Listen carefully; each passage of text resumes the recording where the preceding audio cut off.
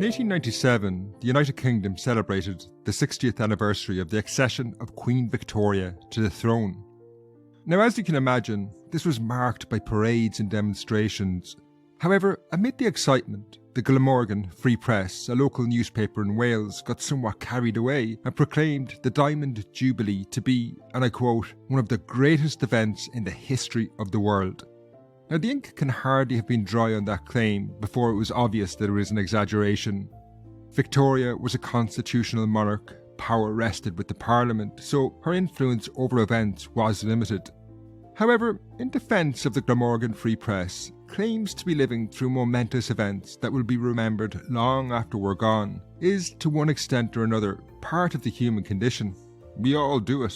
So, throwing all caution to the wind, I thought finishing 2022 with an episode asking what, if anything that happened this year, would capture the eye of future historians would be interesting.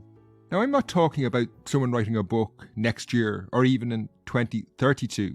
What I'm wondering is, did anything happen this year that a historian writing in the year 222 with the full advantage of 2 centuries of hindsight would find significant?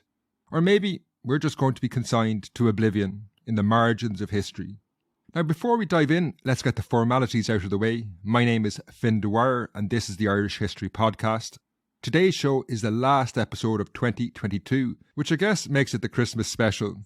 Given it's the final show of the year, it's worth mentioning that this is the 41st full-length public episode of the year, the most I've ever released since the show began 12 years ago. I want to take this opportunity to thank you for tuning in and to everyone who shared an episode, but particularly everyone who supports the show on Patreon and Acast+. I'm really grateful to you in particular.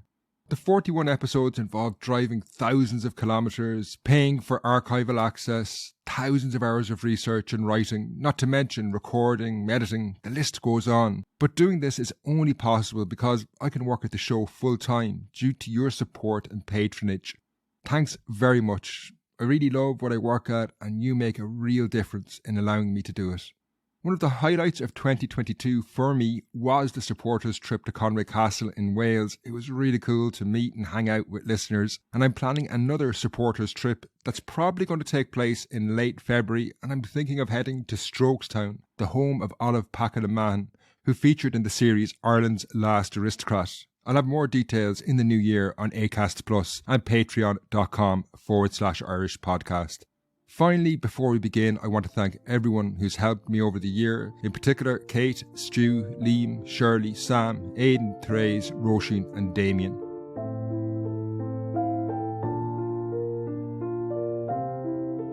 A good place to start this episode is to explain what it is, or rather, maybe what it's not going to be. So this show won't be a summary of significant events of the year. It's not about what's been dominating news headlines necessarily.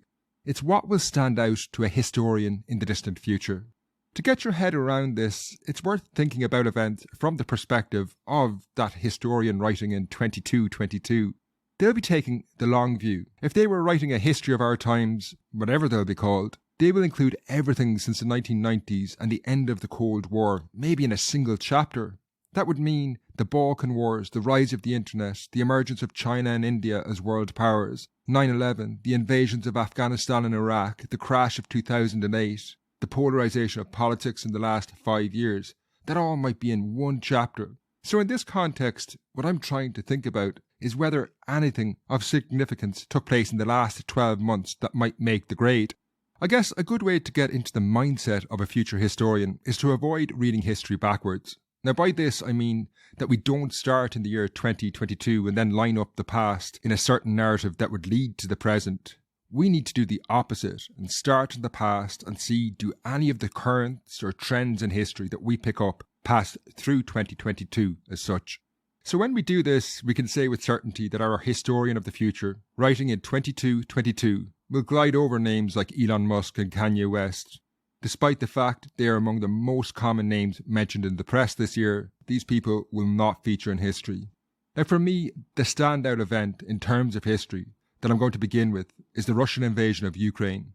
For this alone, I think this year will be remembered by future historians, but they will probably see it in very different terms than we do. I want to explain this a little, because they'll have a colder, dispassionate view of events than we do. The stories and interviews with refugees, for example, the outrage at injustice and the desire to help that shape our understandings and reactions is unlikely to move them. They will, after all, look at the invasion of Ukraine alongside other horrific events from the last few decades. They'll be more interested in how it fits into wider arcs of history, and I think this is what they might see. So Vladimir Putin will probably be relegated to a secondary position, as historians will see the war in the context of a much longer trend. I think in the future it'll be seen as part of a longer process in history about Russian imperial ambitions and how they have related to the desires for independence among its neighbours in Eastern Europe and clashed with similar imperial ambitions of Western powers. This would be a story that speeds through the Romanov Tsars of old, through the communist leaders of the 20th century and their successors in the Kremlin, seamlessly. Our historian of the future will see them all as sharing a common desire, regardless of their politics, to extend their influence far beyond the borders of Russia. In this view, our historian in 2222 will undoubtedly see the modern conflict in Ukraine as part of an arc that began in the 19th century, if not before. The 1850s, though, might be a starting point that would lead our historian to see this year as significant.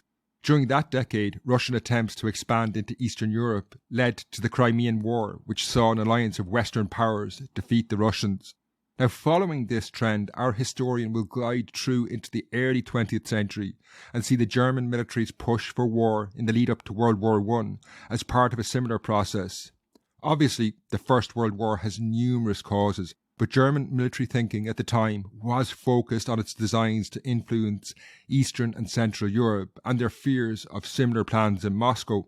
The Russian Revolution of 1917, which saw a communist government take power, did not resolve these tensions.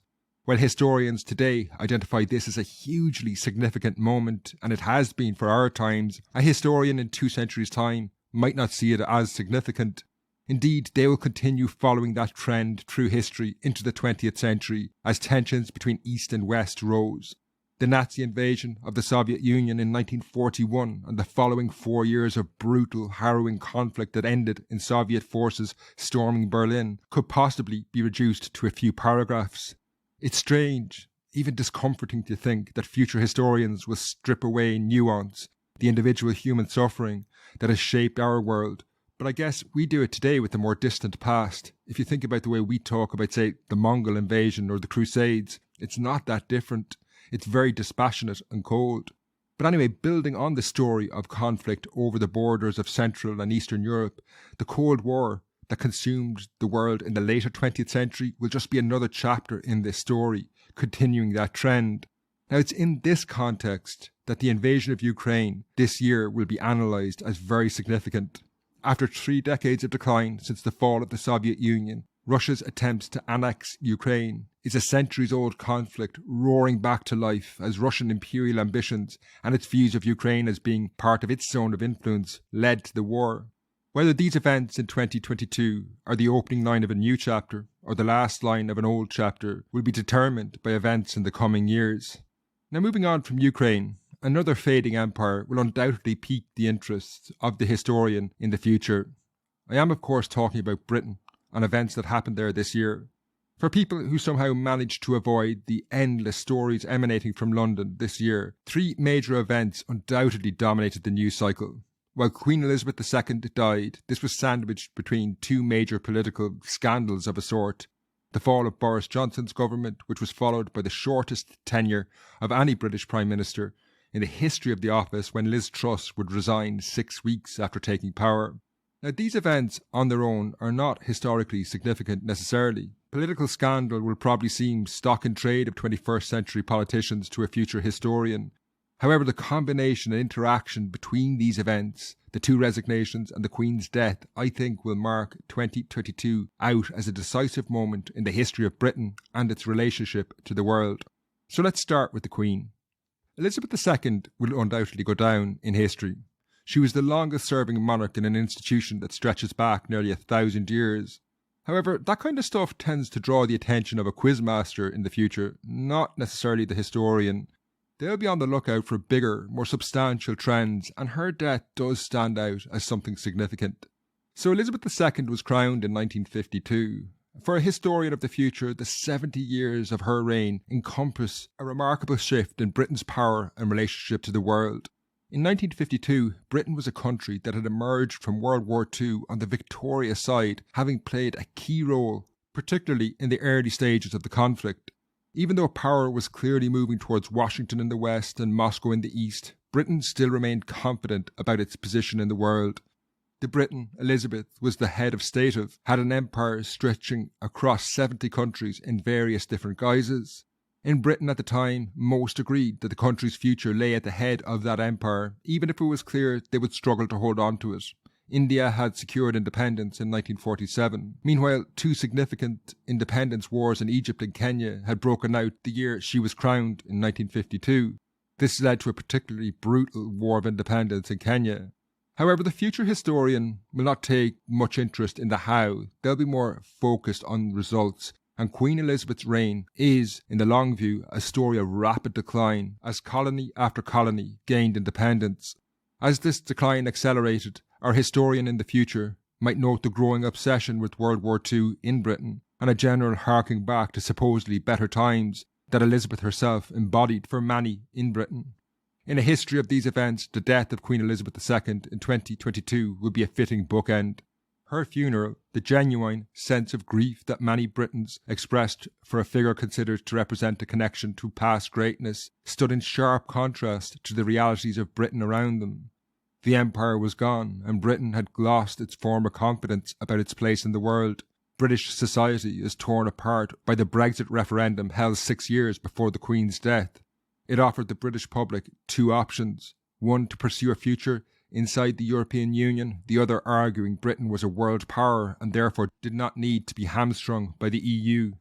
Our historian of the future might muse that neither side of the debate recognised the reality that Britain's position in the world had dramatically declined and could not be regained, and that the country needed to adapt to that reality rather than pointlessly trying to figure out a way back to the past. Our historian might also hone in on the two obscure political figures that symbolise the political malaise that now dominates British politics, Boris Johnson and Liz Truss, whose actions symbolise the political instability that has taken hold at the heart of British government. I suspect neither will be significant enough to be named, but rather referenced in the context of a chaotic year when the country saw 3 prime ministers in the space of 3 months.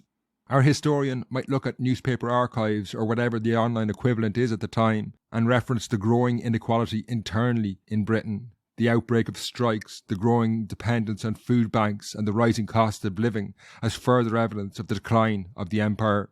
They will also undoubtedly note the increasing uncertain future for the United Kingdom itself. This institution, founded in 1707 with the Union of England, Wales and Scotland, and enlarged in 1801 when Ireland was brought in, was central to the growth of the British Empire. However, standing in stark contrast to the memories of Elizabeth II and what she invoked, the future of the United Kingdom is on increasingly shaky ground in 2022. The Scottish Nationalist Party, who call for complete independence for Scotland, dominate elections north of the border. Meanwhile, Northern Ireland has an unequally uncertain future, but I'll look at that separately. In a timeline of a decline of the British Empire, 2022 may well be seen as the year when history called time on the last vestiges of that empire. Moving on from international events, I also want to look at 2 stories from Ireland that might draw the interest of those focused on Irish history in a few centuries' time. This year was not earth-shattering in terms of Irish history, but there were a few standout moments. The first is one that generated considerable newspaper coverage this year, but historians might interpret it as significant for different reasons than journalists this year did. So on August 20th this year, Micheál Martin, the current Taoiseach, that's the Prime Minister for international listeners, travelled to a place called Béal-na-Blá in County Cork to mark the 100th anniversary of the death of Michael Collins. This location, a remote valley in West Cork, was significant because Collins, the leading Irish revolutionary, was killed in a skirmish there during the Irish Civil War in 1922. Now, Micheál Martin was by no means the first politician to do this, to speak at Béal-na-Blá. There have been commemorations there for decades. However, he was the first leader of his party, Fianna Fáil, to make an address at the annual gathering for Collins. To many, this was significant because his party, Fianna Fáil, emerged from the anti-treaty side of the Civil War. That's the same side who carried out the ambush that killed Collins. It's also significant because traditionally the Béal na Blá gathering had been the preserve of Fine Gael, his party's old rivals who emerged from the opposing side of the Civil War. Now, journalists in Ireland made much of the speech and how it drew a line in the sand over what's called Civil War politics in Ireland. This is a reference to the fact that the two parties who have dominated Irish politics since independence, Fianna Fáil and Fine Gael, as I said, emerged from opposing sides in the Civil War.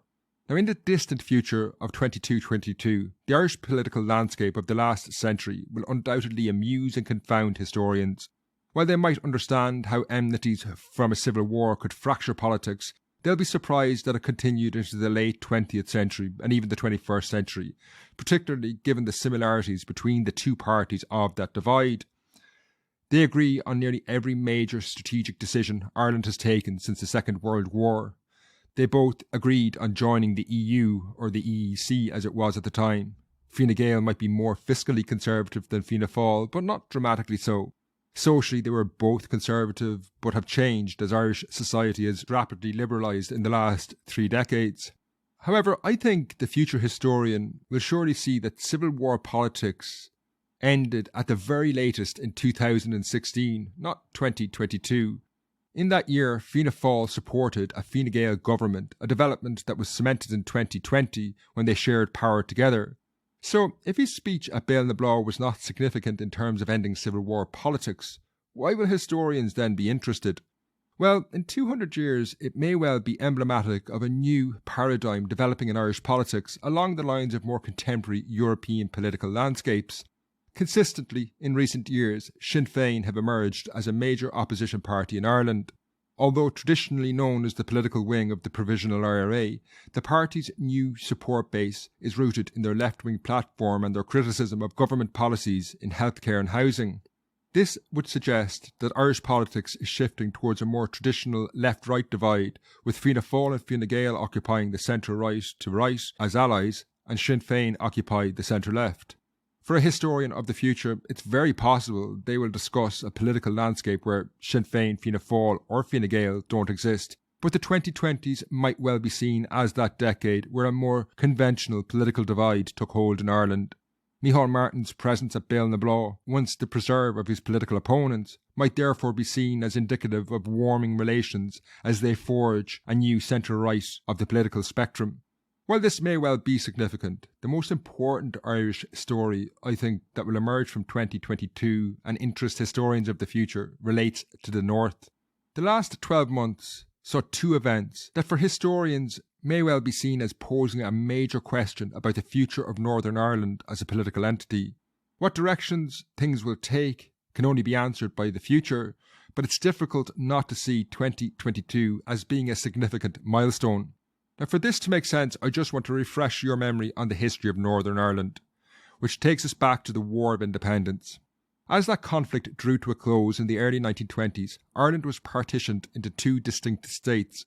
Northern Ireland, comprised of the 6 counties around Belfast, and the remaining 26 counties formed the Irish Free State, which in 1949 became the Republic of Ireland. As covered in the War of Independence series, the state of Northern Ireland was designed for and by Ulster Unionists, who opposed Irish independence. Fearing they would be subjected to a Dublin government dominated by Republicans, they lobbied the British government to partition Ireland, which took place in 1920. However, the counties included in Northern Ireland, only 6 of Ulster's 9 counties, were chosen specifically to create a jurisdiction that would be dominated by Protestants and permanently return a government that supported a union with Britain. This was the raison d'etre of this new state. James Craig, the first Prime Minister of Northern Ireland, described it as a Protestant Parliament and a Protestant state. Catholics and nationalists suffered appalling discrimination. Indeed, their mistreatment would lead to the outbreak of the Troubles in the late 1960s. The end of that conflict in the ceasefires and peace process of the 1990s led to dramatic changes as a power-sharing government between Unionists and Nationalists was established.